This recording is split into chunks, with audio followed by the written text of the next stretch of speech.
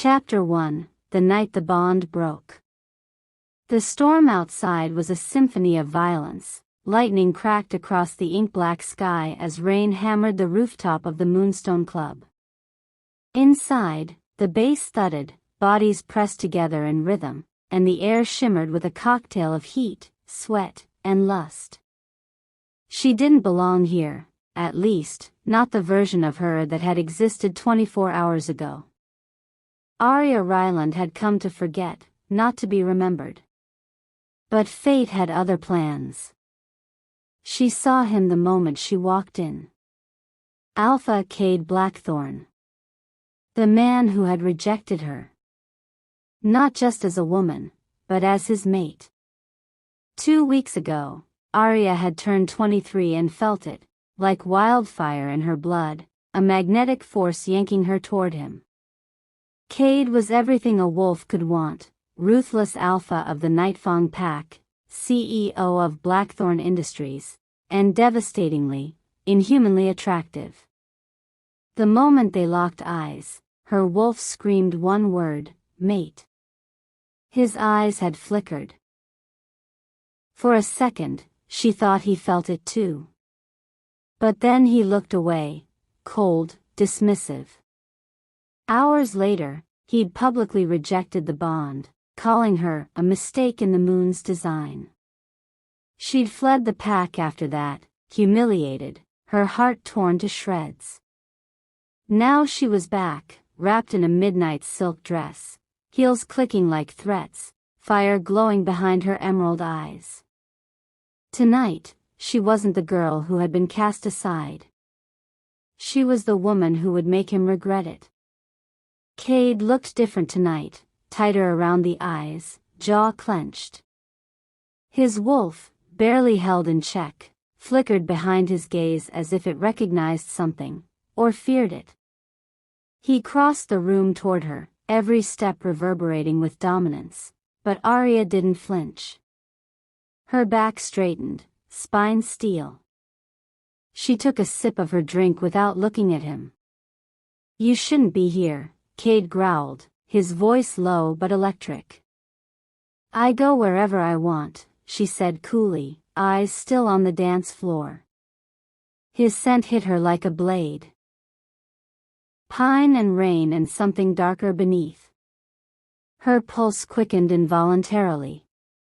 Her wolf stirred. "I told you," he said, stepping closer, "you and I were never meant." "Then why is your wolf begging to touch me?" That shut him up. He flinched, barely, but she saw it. Felt the crack in his armor. "Don't," he said, voice hoarse. "Don't what?" she whispered, turning to face him fully. "Say the truth. That you feel the bond just as much as I do." "Things changed," he said. "You wouldn't understand." "Try me."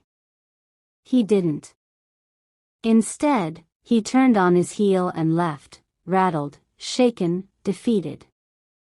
The pack watched silently from corners of the club, pretending not to see. Everyone knew. They had seen the mark burn on her wrist during the moon ceremony. Everyone knew she was his mate. And everyone saw him reject her. But no one knew that a second mark had appeared later that night. Aria pressed her palm to her abdomen as her skin tingled with heat. She wasn't just feeling power now. She was feeling life. She was pregnant with the Alpha's child. The night grew darker. And her plan began to unfold. The next morning, Aria stood at the edge of the Moonfang territory cliffs, letting the cold wind rip through her hair. Her cousin Nora, one of the few people who hadn't abandoned her, stood silently beside her. "He saw me last night," Aria said. And he looked at me like he didn't know whether to kiss me or kill me. Which one would hurt more? Aria gave a humorless laugh. "Depends who does the killing." "You're playing with fire," Nora said, voice gentle. He may be your mate, but he's also the most dangerous alpha in the region. He rejected you for a reason. I need answers. I need justice. And, she hesitated, hand ghosting over her belly. I need to know if he'll try to take this child from me. Nora's breath hitched. You're sure? As sure as my wolf howled the second the heartbeat started. A sudden pulse of energy exploded from her core, spiraling out in silver waves across the mountaintop. Birds scattered. The earth trembled faintly.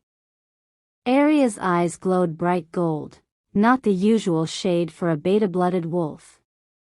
Nora stumbled back. Aria, what the hell was that? I don't know, Aria whispered. But it's getting stronger.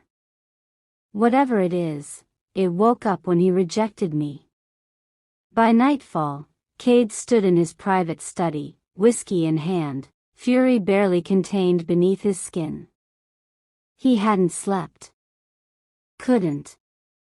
Every time he closed his eyes, he saw her, fire in her eyes, power rippling around her like a storm barely leashed. He felt it. The pull. The bond. His wolf wanted to break down the walls of his mind and claim her. But he couldn't. Wouldn't. Not after what he'd done. Not after the deal he made to protect her. His phone buzzed. Unknown number. A single text. Your mate is no longer yours. The child will be mine. Cade's eyes darkened. His fangs pierced his lip. Someone else knew. Someone else wanted her. And this time, he wasn't going to reject the bond. He was going to fight for it. And kill for it, if he had to. Chapter 2, His Mark, Her Power. Aria didn't know where the power was coming from. All she knew was that it wasn't normal, not for a beta-blood wolf, not for someone like her. It started after the rejection, grew stronger with the pregnancy, and now it burned in her veins like silver fire. She hadn't told Nora everything yet, not about the dreams, not about the whispers in the dark, not about the blood moon. She was changing.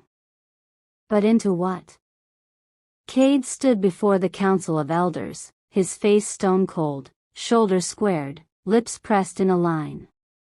He hadn't summoned them in 5 years, not since he became alpha and ripped control of the Nightfang pack from his father's decaying grip. But this was bigger than pack politics. Bigger than pride. She's displaying powers beyond beta bloodline capacity, Cade said flatly. Uncontrolled. Dangerous. Elder Wren snorted. You speak of the girl you rejected. You think she suddenly became a threat, or are you angry you can no longer claim her? Cade's jaw clenched, but he didn't respond. Another elder leaned forward. What are you really afraid of, Alpha? That she's not a mistake, but a prophecy? Silence filled the chamber like a sharp blade. She's pregnant, Cade finally said. Gasps. Shifts. Eyes widened. She carries my child. And I fear someone already knows. I received a message. He dropped the phone on the table. Wren picked it up, reading the text. Your mate is no longer yours. The child will be mine. Do you know who sent it? Another elder asked. No. But whoever it is, they're watching her. And they're powerful enough to challenge the bond. The elders exchanged tense glances. Then the oldest among them, a woman named Esra who hadn't spoken in years, finally whispered, It's happening again. Cade turned sharply. What is? Ezra's silver eyes locked onto his. The prophecy of the phoenix born. The one who rises from rejection, reborn in fire. The last time this happened, the world burned. Back in the mountains, Aria stood barefoot in a clearing beneath the blood moon. Her hands tingled with heat, her skin alive with strange energy, her breath shallow as the wind wrapped around her like silk.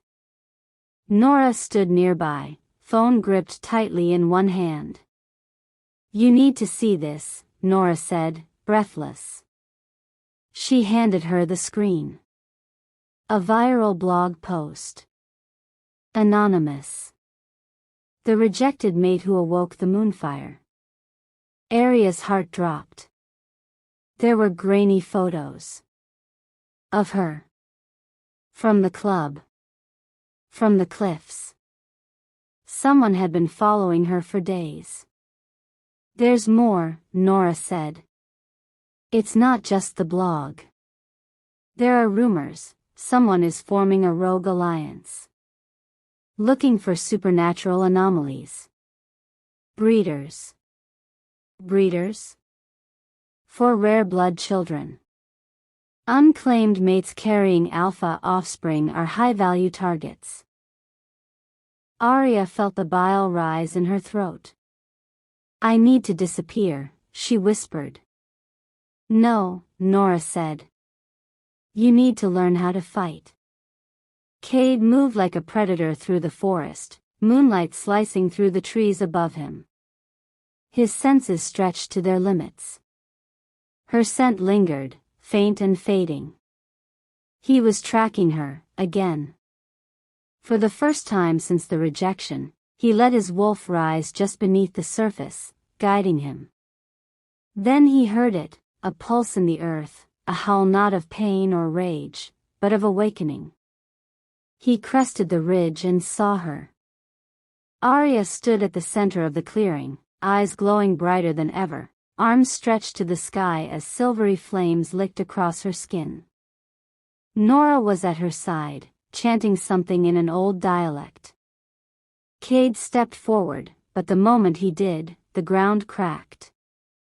A shockwave knocked him back. Aria turned slowly. And he saw it. Her power.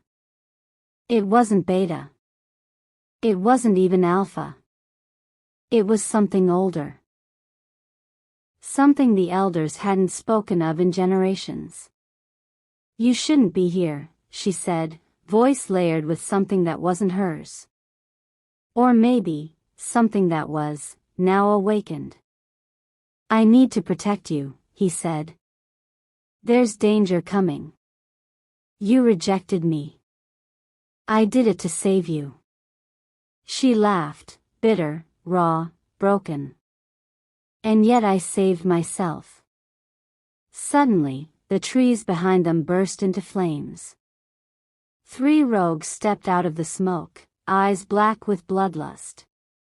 One of them grinned, holding a collar laced with silver spikes. "We only need the child," the leader said. "But you can come quietly if you want." Aria's eyes narrowed. "Not today, bastard." What happened next was pure chaos. Cade shifted mid-air, fur bursting from his skin, bones snapping, claws slicing into the lead rogue's chest before the man could blink. Blood sprayed across the leaves. Aria spun, palms up, and released a wave of energy that melted the collar into slag before it could touch her. But the third rogue grabbed Nora. "You so much as blink and your little witch dies," he snarled. Aria froze. Cade did not. With one swipe, he severed the man's hand. Nora kicked backward, knocking him off balance. Aria moved in a blur, faster than any beta should move, and her claws pierced straight through the rogue's chest. He collapsed, twitching, and died.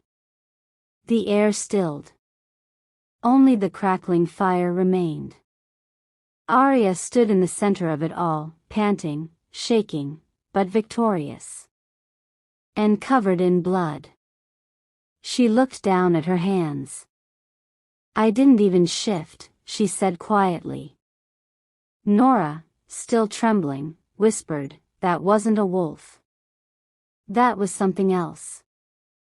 Cade approached, wolf form shedding as his body reassembled, naked and bleeding. "You're not just a mate," he said, voice low. "You're a weapon." "I'm not yours anymore," she said. "You think the bond is something I can undo?" Cade stepped closer. "It's etched into our souls. You felt it the moment we touched. The moment I saw you again, my wolf went feral. I left to protect you. The elders." "Don't," she warned. "Don't twist this like you didn't choose to humiliate me in front of the pack." "I did it to stop a war," he said. She paused. That was new. "What war?" He looked at her, regret finally surfacing in his eyes. "The one that started 25 years ago, when my father rejected his mate, and triggered the Phoenix curse." Aria's heart skipped a beat. The name rang in her head like a bell. Phoenix. She'd heard it in her dreams. She'd seen a figure with wings of flame standing at the edge of the world, whispering to her, "Burn them all down." "You think I'm her?" Aria asked. "I think you were chosen," Cade said. "And now, everyone's coming for you." That night, she didn't sleep. She watched the stars. And for the first time, she felt something stir inside her belly. A heartbeat. Strong. Steady. Not just a child. A legacy. Chapter 3, marked by fire, claimed by the moon. The Moonfang Mountains were quiet, too quiet. The usual rustle of the wind through pines, the distant howl of wild wolves, even the hum of nocturnal birds, all gone. The silence pressed against Aria's skin like a warning. Something was watching her. Waiting. But not just from the trees. From inside her. Since the attack, her senses had sharpened beyond recognition. Her dreams were no longer dreams, they were visions. Warnings. And sometimes, memories that didn't belong to her. Last night, she saw herself standing in a circle of flames, her hands covered in ash, the world burning around her. And beside her, a child. Glowing. Unafraid. She jolted awake to the soft knock on her cabin door. It was him. Of course, it was him. Cade. The Alpha. The man who once shattered her world with a single sentence, and now stood before her with eyes begging for something neither of them could say aloud. "I brought you something," he said, holding a small black box. "I'm not interested in your gifts." "It's not a gift. It's a truth." He placed the box on the table and walked out without another word. Aria stood frozen, arms crossed, heart pounding. Her wolf paced restlessly beneath her skin. She waited until his scent faded, then opened the box. Inside, a single silver chain with a moonstone pendant. Her mother's. The one she was buried with. She gasped. She had never told anyone about it. It had disappeared the night her mother died in a rogue attack, an ambush that left nothing behind but charred earth and silence. How did Cade have it? Why now? That night, she dreamt of her mother for the first time in years. "Listen closely, Aria," her mother whispered, standing in a ring of moonfire. Our blood was never meant to bow. You are the key. You are the fire and the Fang. And they will all come for you, because they fear what you can become. What am I? Aria asked. Her mother's eyes, gold like hers now, locked onto her. You are not just a wolf. You're the first in centuries born from a Muncaster line.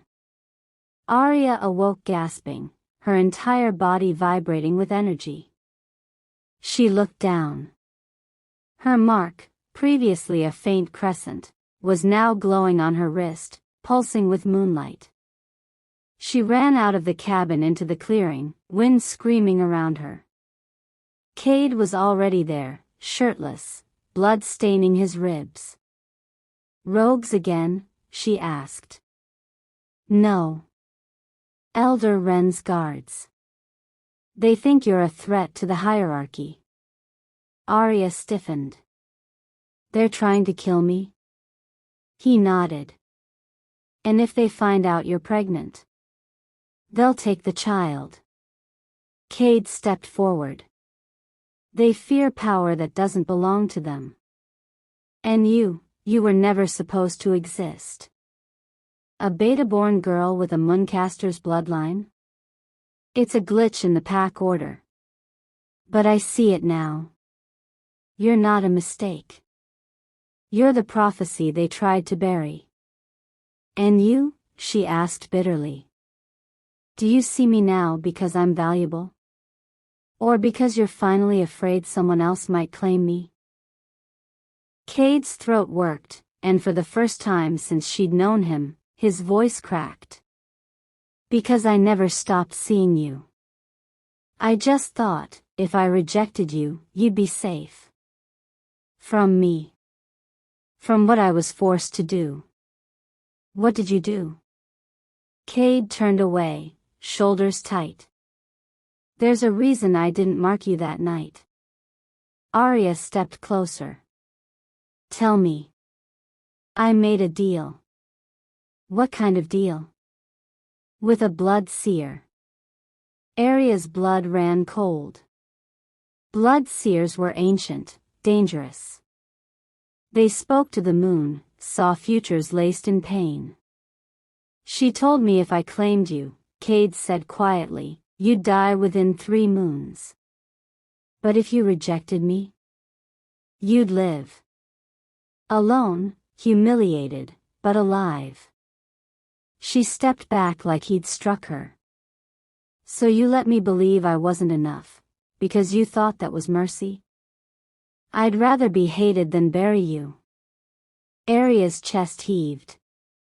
Her wolf howled in confusion. Her body trembled between rage and sorrow. And what if she lied? She whispered. Cade stared at her. Then I lost you for nothing. In the days that followed, something inside her changed again. The dreams grew stronger. The visions more violent. Every time she looked at the pendant, it warmed in her hand, revealing fragments of her mother's hidden past. She saw a secret ceremony, a blood pact, and the outline of a mark matching hers etched onto ancient stone. One night, she followed the pendant's heat to a hidden cave deep in Moonfang territory. Nora came with her, but stayed back as Aria crossed into the sacred space alone. Inside the cave, she found it. The Muncaster seal, ancient, powerful, and glowing with the same energy pulsing in her veins. As she reached out to touch it, a wall of energy surged through her, slamming into her chest, and suddenly, she wasn't in the cave anymore. She was standing in a world of silver light, a spirit realm, the moon enormous and glowing above her. A figure stood ahead. Female. Cloaked in silver fire. No face. No voice. But it spoke into her soul. Only when fire meets Fang shall the bloodline rise. Claim your mate. and become what they fear. Aria opened her eyes, gasping. The mark on her wrist now covered her entire arm, veins glowing beneath her skin. She could no longer hide what she was. Back in the village, Cade faced the elders again. "She's marked," he said. "The Mooncaster's seal chose her." "She's unstable," Elder Wren growled. "We should kill her before it's too late." Cade snarled. "You'd murder the mate of your alpha? You rejected her." "I revoke it." Gasps echoed through the chamber. "You can't." "I can. I'm the alpha. And if you challenge that, then come for me." None of them moved. "Then hear me now," Cade said, voice shaking with rage. "She is mine. And I will kill anyone who lays a hand on her, or the child." That night, he found her by the river.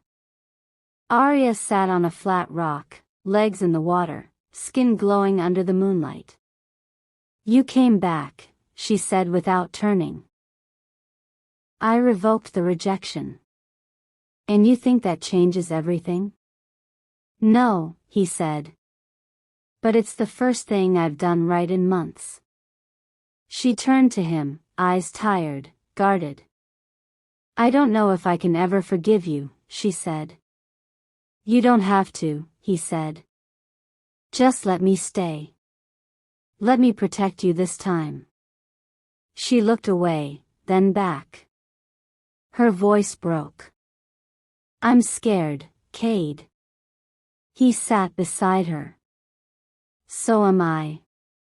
Silence stretched between them, heavy, raw. Then, slowly, he reached for her hand. And this time, she didn't pull away. Her fingers laced into his like they always belonged there. And the bond surged, wild, electric, complete. No more rejection. No more fear. Just the truth, crackling in the space between them. Chapter 4, The Alpha's Challenge, The Phoenix Awakens. Blood soaked the ceremonial stones. Alpha challenges were rare, but when they happened, the pack came to watch. And tonight, the Night Fawn wolves gathered in silence, forming a wide circle around the pit. Torches lined the trees, casting flickering shadows on hardened faces. The full moon watched from above, bright, brutal, expectant. Cade stood bare-chested at the center, body already bruised and bleeding. Across from him, Lucian Thorne. The traitor. His former beta. And the one who had sent the message threatening Aria and her unborn child. "I thought you'd at least wait until the baby was born before trying to take my throne," Cade said, voice dark with rage. Lucian smirked. "That child is the reason I'm here. A Mooncaster born under a Luna eclipse? You'd throw away pack balance for love? For a girl who was rejected?" "She's not just a girl," Cade growled. "She's my mate. And she carries the future of this pack." Lucian's smirk twisted. "Then watch me take everything from you." Aria stood at the cliff above the circle, Nora at her side, her heartbeat pounding like war drums in her ears. "They're fighting to the death," Aria said, fists clenched. "Because of me." "No," Nora said, eyes fixed on the battle pit. "Because of fear. You didn't start this. But you can finish it." Below, claws ripped flesh. Bones cracked. Cade took a brutal slash across his shoulder. Blood sprayed. Lucian moved with terrifying speed, faster than most betas. His wolf was sleek, dark, and wild. Cade, alpha-built and ruthless, retaliated with precision. But he was hesitating. Aria could see it. He was still trying not to kill him. Lucien wasn't. The traitor moved like a shadow, slamming Cade into the stone wall and raising his clawed hand to deliver the final blow. Aria's scream tore through the trees. No. And then everything stopped. Time slowed. A heat exploded in her chest. The pendant around her neck shattered into dust. And then, for the first time, she shifted. But it wasn't a wolf. It was something else entirely. Feathers made of flame erupted from her back. Her limbs glowed gold and silver. Eyes like suns. Gasps rang out below. The phoenix, someone whispered. It's real. Aria leapt from the cliff in a burst of fire and landed between the two wolves with a thunderclap that shook the earth. Lucien was thrown backward. Cade stared, bloodied, stunned, chest heaving. Aria, he breathed. She turned to him, glowing, trembling, skin blazing like morning fire. Enough, she said, voice layered with 1,000 echoes. No more blood for me. No more death in my name. Lucien scrambled up. You don't belong in this pack. You're not even wolf. Aria turned to face him. I'm more than wolf, she whispered. And then she struck. He never stood a chance. Not against her speed. Not against her fire. And not against the truth that lived in her blood. In seconds, Lucien was pinned, chest heaving, skin burning where her claws pressed into him. Her eyes glowed with gold fury. I should kill you, she hissed.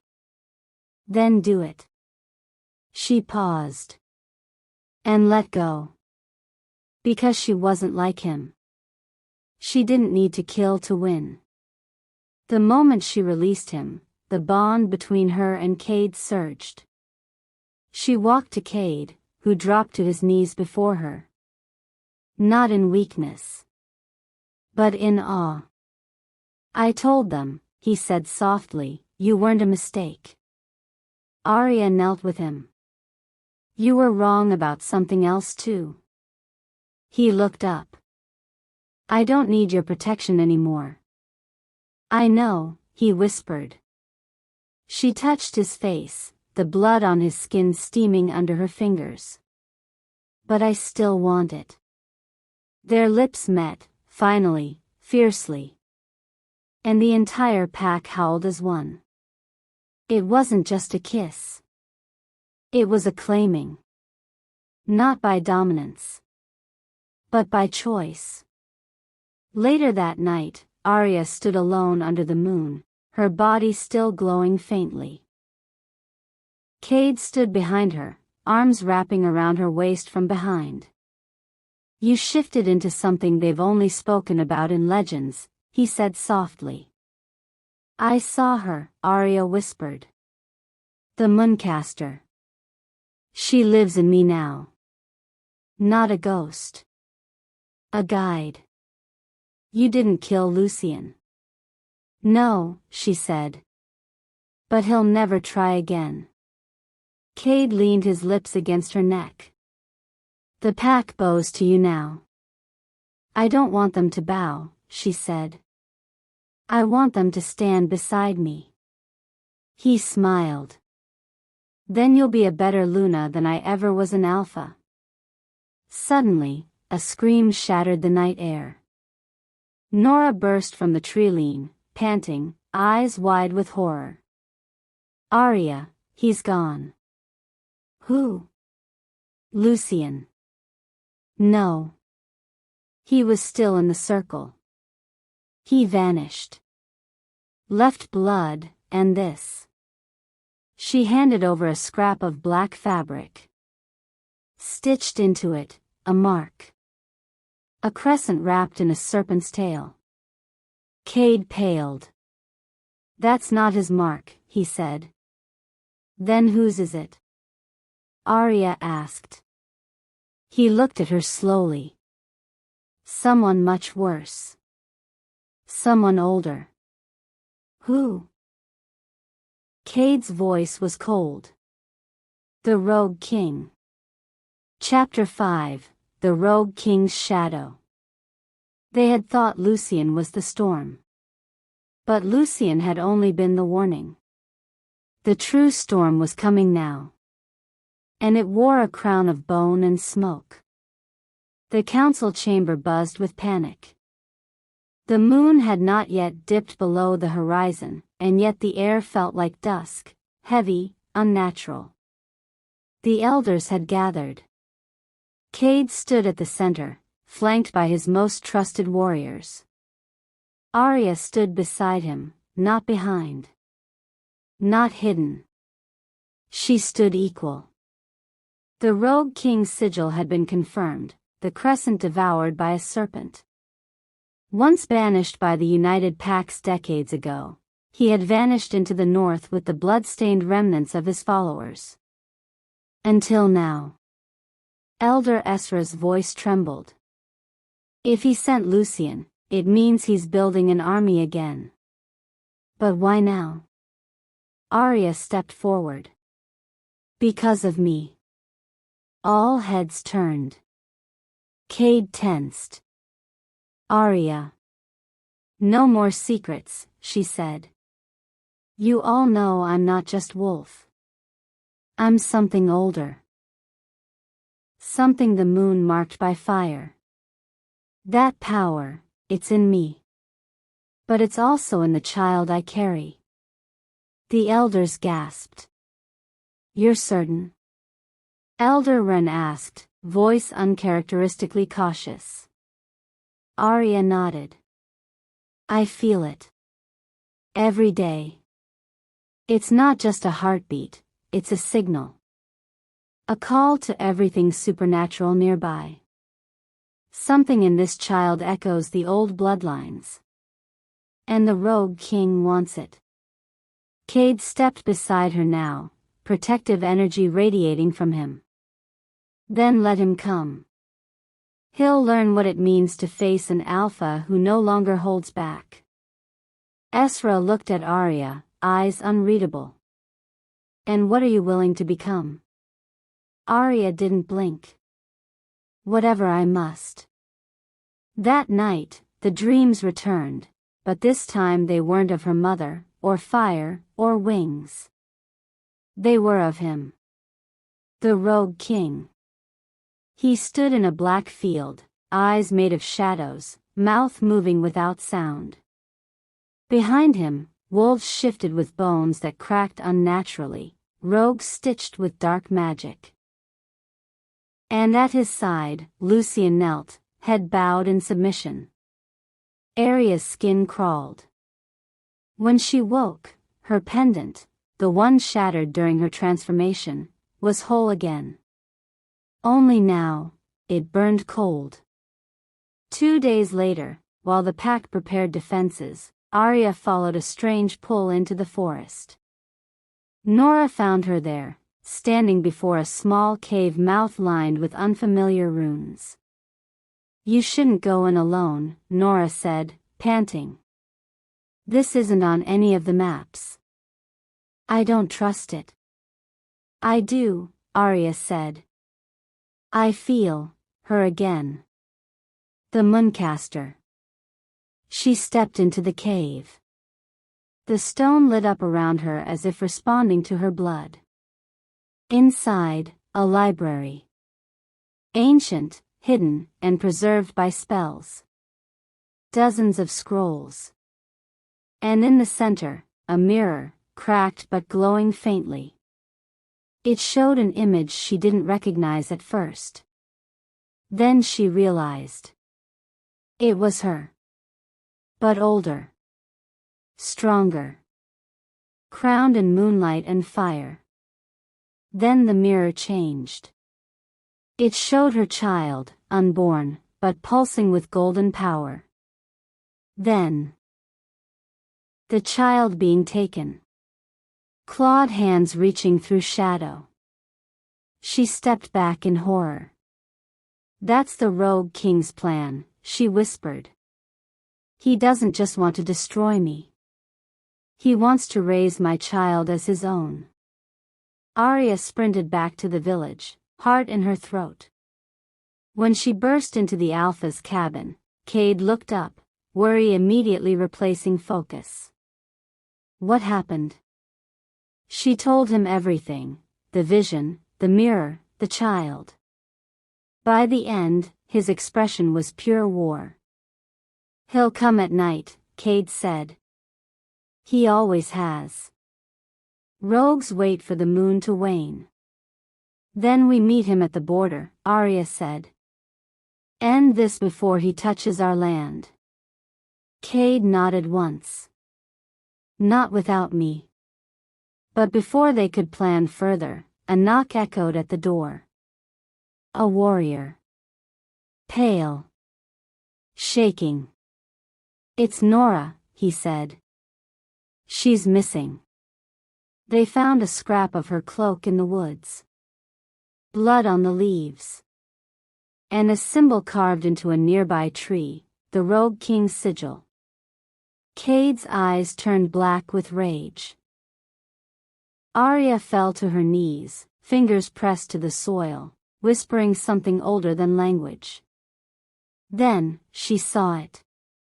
Not just a vision. A location. She's alive, Aria gasped. He's keeping her, in the wastes. The cursed land? Cade said. No one's returned from there in 50 years. She will. I'll make sure of it. I'm going with you. No, Aria said. You need to stay. Rally the pack. Protect our people. If he strikes while I'm gone. He grabbed her arms, eyes wild. Don't ask me to stay behind while you walk into darkness. I'm not asking, she said gently. I'm leading. You made me Luna, remember? And with that, she kissed him. Soft. Fierce. Final. And then she turned toward the trees. And vanished. The wastes were worse than stories. Dead trees. Gray fog. The stench of rot and magic. Aria walked through it like a beacon, the pendant now glowing at her chest again, repelled by the dark energy but refusing to break. At the heart of the wastes stood a crumbling tower. She knew it instantly. He was here. So was Nora. Aria stepped into the darkness. Inside, everything felt upside down. Walls whispered. Shadows moved on their own. And in the center, bound by chains of silver and bone, was Nora, alive but unconscious. And sitting calmly on a blackened throne, was the Rogue King. He wore a long cloak made from the skins of defeated alphas, his face mostly hidden by a mask of twisted antlers. Welcome, Phoenix, he said, voice like broken glass. You won't touch her, Aria snarled. Oh, I already have. But it's not her I want. He rose slowly. It's the child. The bridge between your power and mine. You'll never have it. You're still so young, he mused. Still think this is about blood and birthright. He raised a hand, and Lucian stepped from the shadows, eyes blank. Aria's fury ignited. And with one word, burn, she released her flame. The room exploded in light. Silver fire seared the stone. Lucian screamed and fell. The Rogue King stumbled, arms raised. But Aria's power had evolved. She touched the chains around Nora, and they turned to ash. She looked the rogue king in the eye. "This child isn't a weapon," she said. "It's a future. And you will not shape it." "You think love is power?" he growled. "No," she said.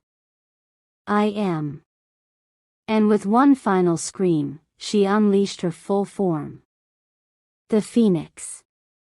The Mooncaster reborn. The tower cracked. The walls fell. And the rogue king vanished into the shadows. But he wasn't dead. Not yet. Aria returned to the pack at dawn, carrying Nora in her arms. She was welcomed by howls, by open arms, by warriors kneeling in awe. And Cade? He fell to his knees before her, eyes filled with tears. "You came back," he whispered. She took his hand, placed it over her belly. "So did we." Chapter 6, The Alpha's War. The moon bled red that night. A blood moon. A sign of betrayal, prophecy, and war. And under its gaze, the rogue king marched. Not with an army of rogues, but with monsters born of ancient magic. And Aria's time had run out. The howl started just after dusk. Low. Strange. Twisted. Cade stood on the ridge, his armor dark with wolf sigils. At his side were warriors from every pack that had answered the call. Some hadn't answered at all. Fear had sealed their gates. But those who came? They came to fight beside a Luna born of flame. Aria stood beside Cade, cloak whipping in the wind, eyes glowing faintly gold. Nora leaned on a crutch but refused to leave her side. "I've never seen anything like what you did at the tower," Nora said. "You burned him, and yet he still lives." "I didn't burn all of him," Aria replied. "But I will." A scout ran up, panting. "They're near. A mile from the eastern gate." "How many?" Cade asked. The scout swallowed. "We stopped counting after 200. But they're not wolves, sir. Not anymore." As they reached the battleground, Aria saw them. Beasts that had once been wolves. Now stretched, malformed, stitched with runes and scars. Eyes glowing green. They moved with silence, their bodies twitching unnaturally. Behind them walked the rogue king, his body surrounded by smoke that twisted like serpents. And at his side, a witch. Not just any witch. Her aunt. Aria froze. "She's dead," she whispered. "She died with my mother." Nora stepped closer. "That's not death. That's necromancy."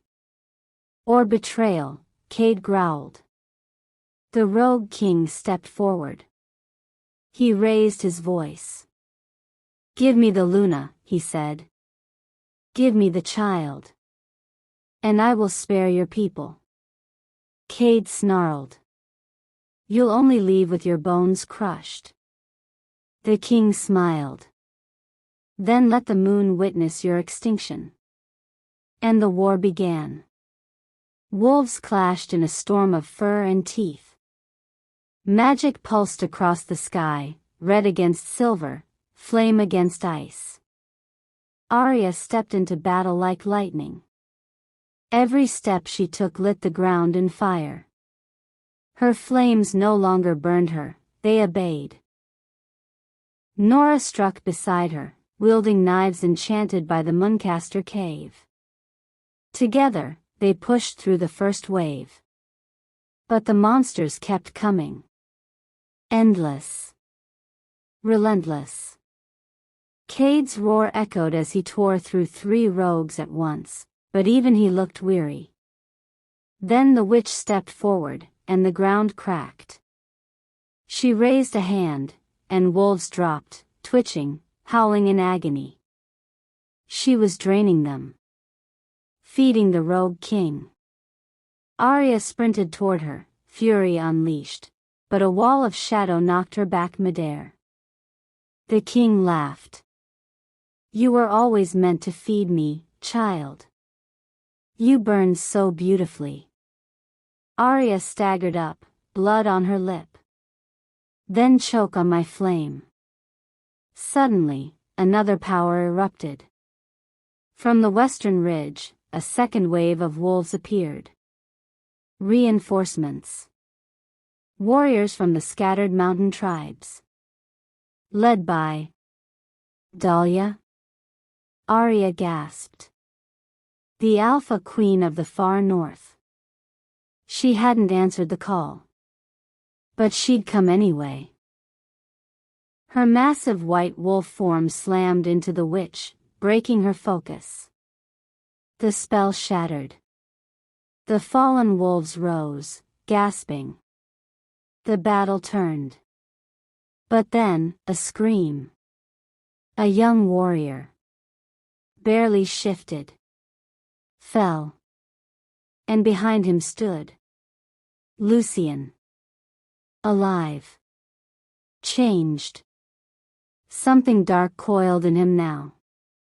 Don't look so surprised, he snarled. You left me to burn. But he rebuilt me. I'm perfect now. Aria didn't hesitate. She met him in midair. Claws clashed. Blood flew.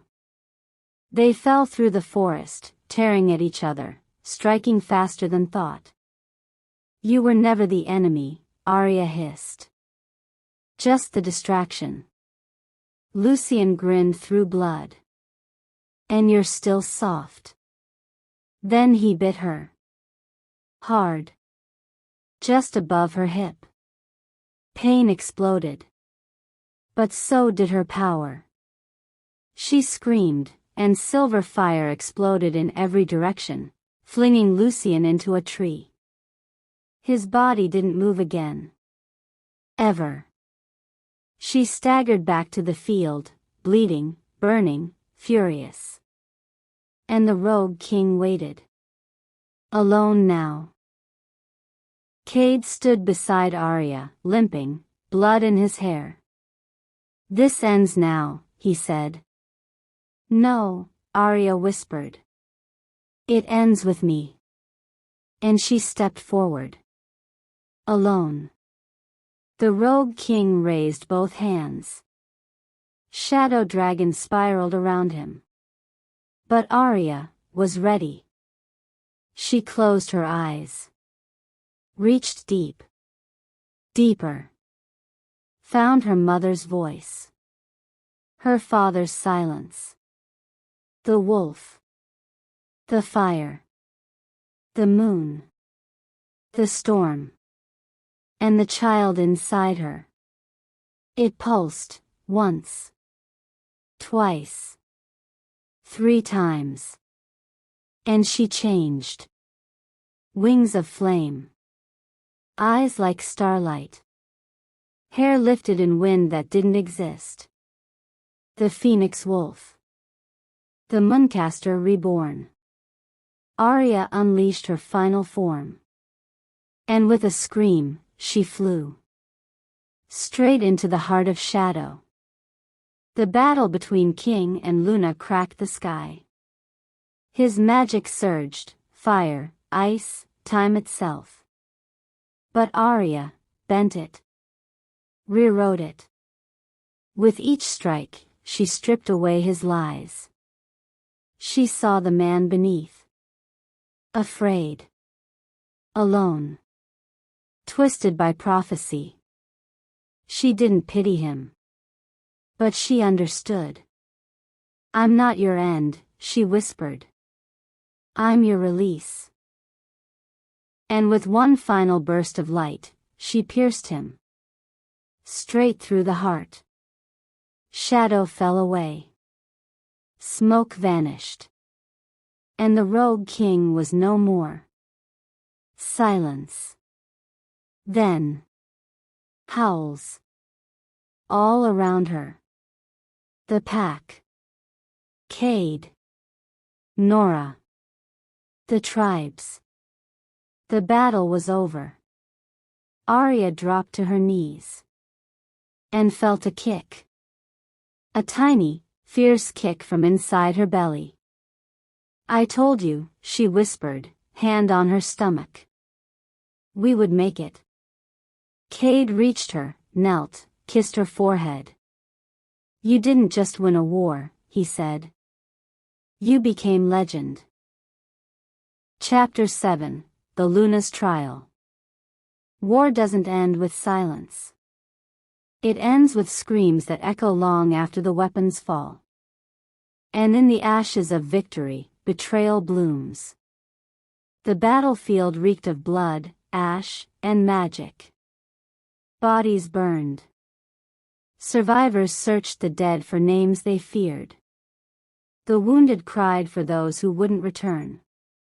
Aria walked through it all, barefoot, her gown torn and streaked with blood that wasn't hers. The child in her womb pulsed with life. But her soul felt heavy. Too heavy. Cade found her near the edge of the forest. He didn't say anything. He just took her hand and pressed it to his heart. A heartbeat. Warm. Steady. Real. You're still here, she whispered. I told you. I always will be. She rested her head against his chest. And for the first time since her world changed, she allowed herself to cry. The days that followed were filled with rebuilding. The fortress was repaired. Funerals were held. The packs that had stayed silent during the war sent emissaries with gifts, pleas for forgiveness. Aria didn't respond.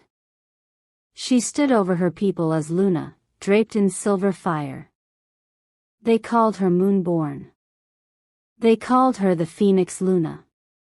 But titles didn't stop the nightmares. Every night she dreamed of the witch's scream, Lucien's final grin, the smoke that had almost consumed her.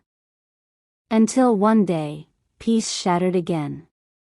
Nora rushed into the chamber, her arm bleeding. They tried to poison the spring, she panted.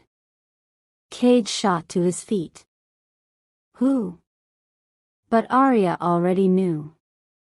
She'd felt it in the air. A presence. Familiar. Twisted. Aunt Seraphina. Alive. Wounded. But alive. She was no longer bound to the rogue king. She had become something else. She's in the East Caves, Nora said. She left a message. Aria stood slowly. She wants me alone, doesn't she?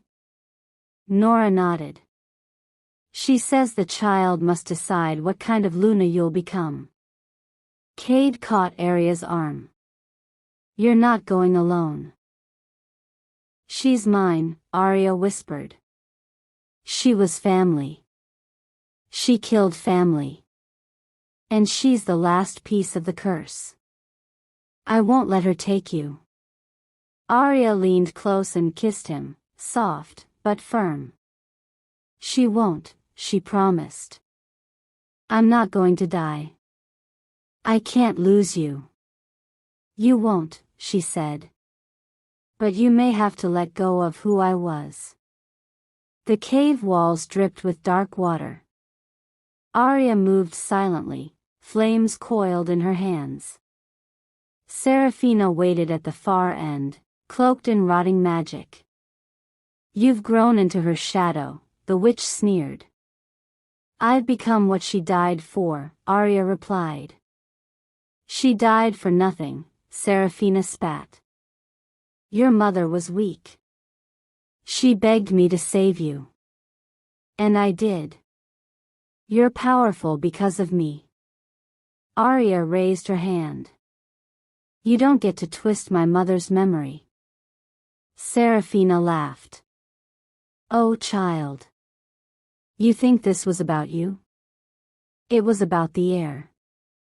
She stepped forward and pointed at Aria's stomach. That thing inside you isn't only yours. What are you talking about? Aria growled. Serafina smiled slowly.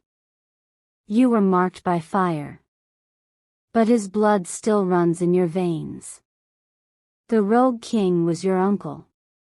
His curse touched you the moment you were born. Aria froze. No. Yes. And the child will be more powerful than both of you combined. That's why I've come. To finish what I started. Aria's heart pounded. Her breath shook. The child inside her flared with light, defiance. No, she said. You won't touch my child. Then Serafina screamed, and launched a wave of darkness. Aria was flung back, bones cracking against stone. But she rose. Blood dripping. Flames blazing. She didn't hold back this time. She became the fire. The moon. The storm. The mother. And with a scream, she burned the cave itself. Ash filled the air. And Serafina was no more. But the words remained. The child isn't only yours. She didn't know if it was a lie, or a deeper truth. But she had a choice now. To love. Or to fear. She returned to the pack alone. Cade waited at the gates. And when he saw her, he ran. Held her. Felt the child kick between them. She met his eyes. I don't know what this child will be. But I'll love them no matter what. And I'll protect you both, he whispered. Even from fate. Weeks passed. Spring returned. And Aria stood before the pack, belly round, crowned in moonlight. I have no answers for what tomorrow brings, she said. But I know who we are. I know what we've survived. And I know this child will be born into a world we shape, not one cursed by blood. They howled for her. They howled for hope. They howled for the Luna who rose from fire and shadow. Later that night, she sat with Cade, watching the stars. Do you ever wonder, she whispered, what would have happened if I never ran that night? He kissed her shoulder. I'd still have found you. You're mine. And you're mine, she said, voice soft. A breeze passed. She felt it deep in her bones. Change. And destiny. And somewhere in the distance, the faintest sound. A newborn's heartbeat. Chapter 8, The Legacy of Fire and Moon. She had survived betrayal, war, rejection, and power. But nothing could prepare her for what it meant to bring a legend into the world. Not even prophecy could name what was coming. Only she could. The contraction started under a blood moon. The pack was silent, on edge. They knew. Every wolf in the forest felt it in their bones. The Luna was giving birth. And something ancient was stirring with her. Cade paced outside the birthing chamber, jaw clenched so tight it trembled. He could hear her cries. Each one ripped into him like claws. But she had ordered him not to come in. This is mine to bear, she had said. No one can touch this magic but me. Inside, the room pulsed with flickering candlelight. Aria gripped the stone table, sweat slicking her back. The midwife trembled as her hands glowed with blue flame. Your child, it's not normal. I know, Aria whispered, panting. Lightning cracked outside.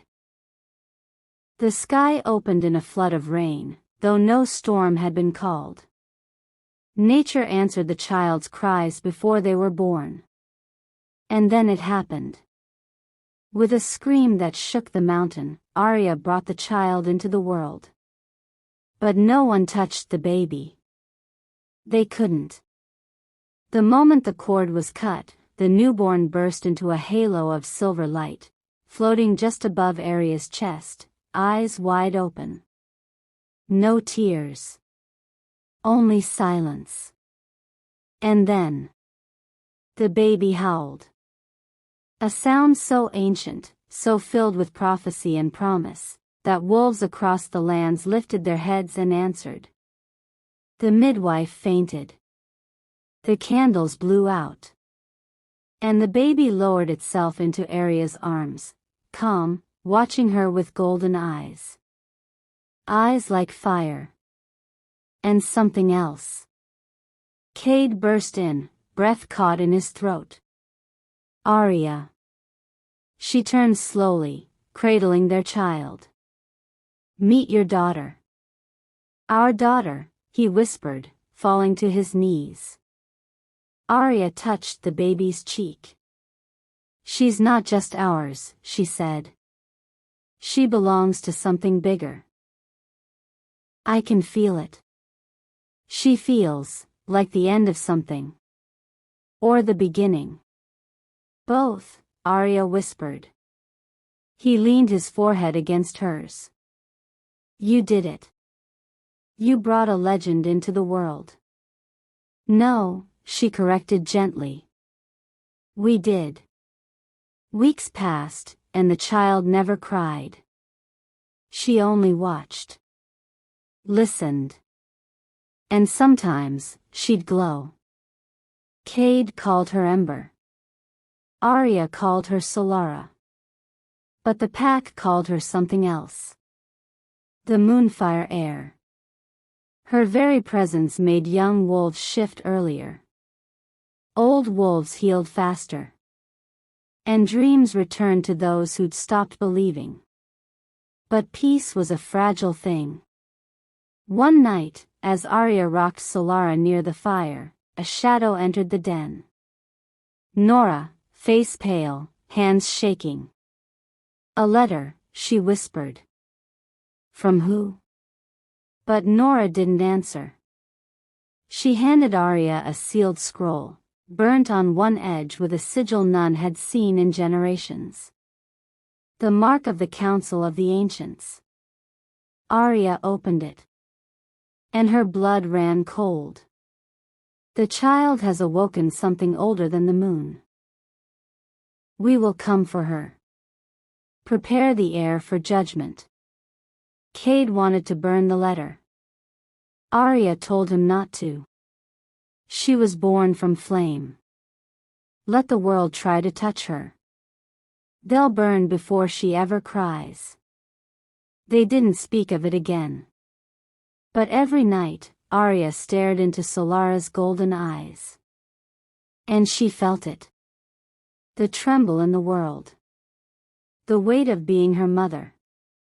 She would not let her child be sacrificed for peace. No matter what prophecy demanded. No matter what fate claimed. Years later, Solara walked the edges of the sacred cliffs, barely 6 years old, but with the poise of a queen. Wolves bowed without knowing why. Flowers bloomed in her footsteps. And when she spoke, the wind answered. Cade watched from afar. She's going to change everything. She already has, Aria said beside him. She's not afraid. She doesn't know how to be. She's like you. No, Aria said, softly. She's more. That night, as the moon rose high and wolves howled, Aria sat at her writing table. Solara slept beside her, wrapped in flame-colored blankets. She picked up a new scroll and began to write. To my daughter, who was born of fire and light. The world will try to break you. The council will come for you. You will be feared, hunted, worshipped. But never forget, you were chosen not because you were born powerful, but because you were born loved. When the world begins to burn again, let them come. And let them see what happens when a moonborn fights for her child. She sealed the letter and placed it in the drawer. One day, Solara would read it. But for now, she was just a mother, holding the future in her arms.